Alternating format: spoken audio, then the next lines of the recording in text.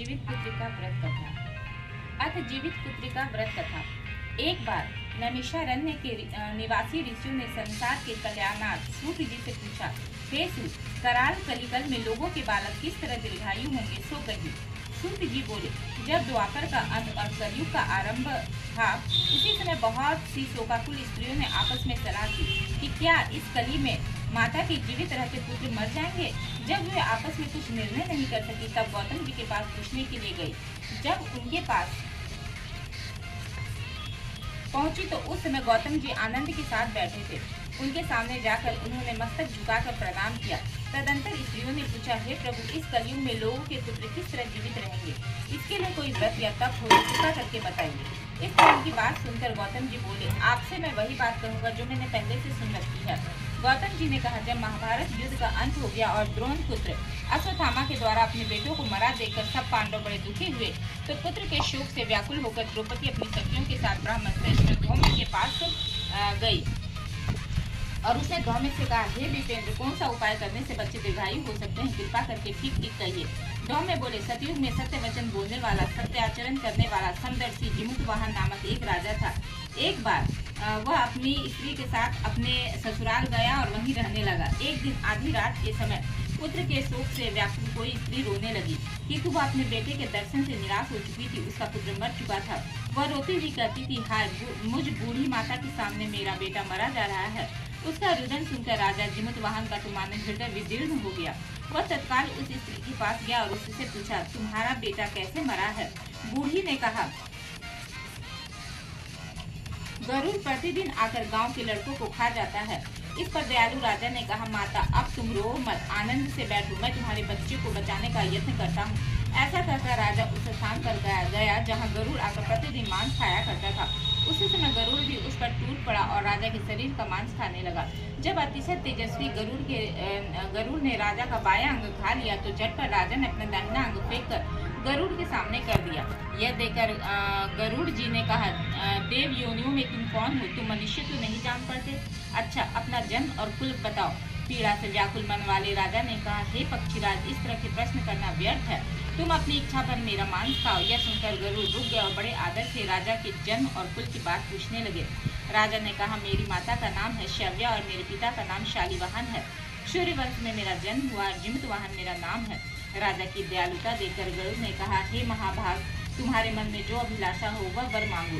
राजा ने कहा, हे पक्षीराज, यदि आप मुझे वर दे रहे हैं तो वर दीजिए कि आपने अब तक जिन प्राणियों को खाया है वे सब जीवित हो जाए।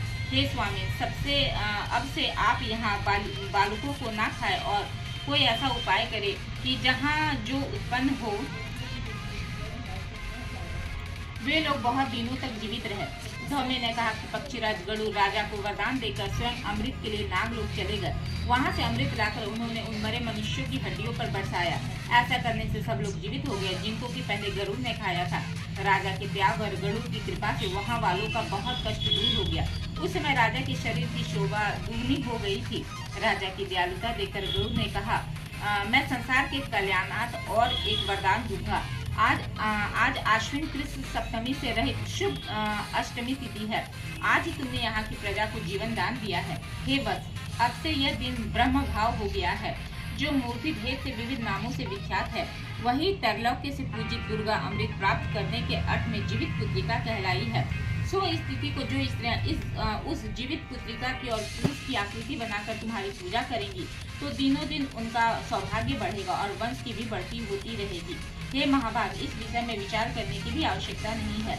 हे राजन, सप्तमी से रहित और उदया तिथि की अष्टमी को व्रत करें, यानी सप्तमी विद अष्टमी जिस दिन हो उस दिन व्रत ना कर शुद्ध अष्टमी को व्रत करें और नवमी में पारण करें। यदि इस पर ध्यान ना दिया गया तो फल नष्ट हो ही जाएगा और सौभाग्य तो अवश्य नष्ट हो जाएगा। जिमुतवाहन को इस तरह का वरदान देकर गरुड़ बैकुंठ धाम को चले गए और राजा भी अपनी पत्नी के साथ अपने नगर को वापस चले आए। धौम्य द्रौपदी से कहते हैं, हे देवी, मैंने यह अतिशय दुर्लभ व्रत तुमको बताया है। इस व्रत को करने से बच्चे दीर्घायु होते हैं। हे देवी, तुम भी पूर्वोक्त विधि से यह व्रत और दुर्गा जी का पूजन करो तो तुम्हें अभिलषित फल प्राप्त होगा। मुनिराज धौम्य की बात सुनकर द्रौपदी के हृदय में एक प्रकार का कौतूहल उत्पन्न हुआ और पूर्ववासिनी स्त्रियों को बुलाकर उनके साथ यह उत्तम व्रत किया। गौतम ने कहा, यह व्रत और उसके प्रभाव को किसी एक चिल्ली ने सुन लिया और अपनी सखी सियारिन को बतलाया। इसके बाद पीपल वृक्ष की शाखा पर बैठकर उस चिल्ली ने और उस वृक्ष के खोते में बैठकर सियारिन ने भी व्रत किया। फिर वही चिल्ली किसी उत्तम ब्राह्मण के मुंह से यह कथा सुना यह पीपल के खोते में बैठी हुई अपनी सखी को सुनाया। सियारिन ने आधी कथा सुनी थी कि उसे भूख लग गई और वह उसी समय 100 से भरे हुए शमशान में पहुंची। वहां उसने इच्छा भर मांस का भोजन किया और चिल्ली बिना कुछ खाए पिए यह गई और सवेरा हो गया। सवेरे वह गौशाले में गई और गौ का दूध पिया। इस तरह नवमी को उसने पालन किया। कुछ दिनों बाद वे दोनों मर गई और अयोध्या में किसी धनी व्यापारी के घर जन्मी। संयोग से उन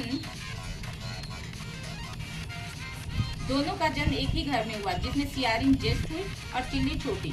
वे दोनों सभी शुभ लक्षणों से युक्त थे, इसलिए बड़ी लड़की काशीराज के और छोटी उसकी नंदी के घर के साथ ग्रापात्य अग्नि के सामने विधि पूर्वक ब्याही गई।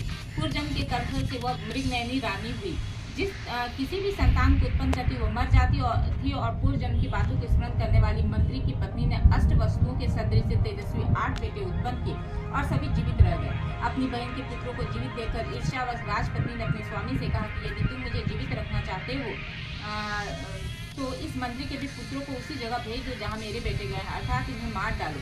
यह सुनकर राजा ने उस मंत्री के पुत्रों को मारने के लिए कई प्रकार के उद्योग किए, पर मंत्री पत्नी ने जीवित पुत्रिका के पुण्य बल से बचा लिया। एक दिन राजा ने अपने आदमियों से उन पुत्रों का सिर कटवा कर पिटारी में रखवाया और पिटारी उनकी माता के पास भेज दिया, किंतु वे 8 सिर बेशकीमती जवाहरात हो गए और भरे चंगे वे 8 लौट के अपनी माता के पास वापस चले गए। उनको जीवित देखकर राजपत्नी को बड़ा विस्मय हुआ।